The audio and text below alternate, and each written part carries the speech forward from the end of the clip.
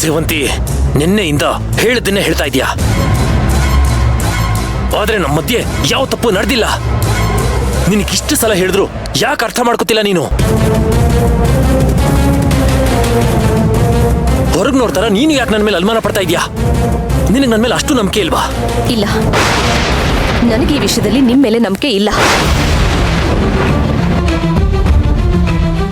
ಎಷ್ಟೇ ಆದ್ರೂ ನೀವು ಗಂಡಸ್ರು.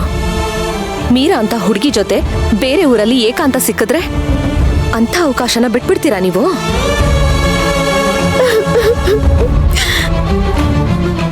ನಿಮ್ ತಪ್ಪನ್ನ ಮುಚ್ಚಿಡೋದಕ್ಕೆ ನನಗ್ ಹೊಡೆದು ನಿಮ್ ದರ್ಪ ತೋರಿಸ್ತಾ ಇದ್ದೀರಾ. ಡೈವರ್ಸ್ ಕೇಸ್ ಜೊತೆ ಹರಾಸ್ಮೆಂಟ್ ಕೇಸು ಹಾಕ್ಲಾ? ಸೇವಂತಿ,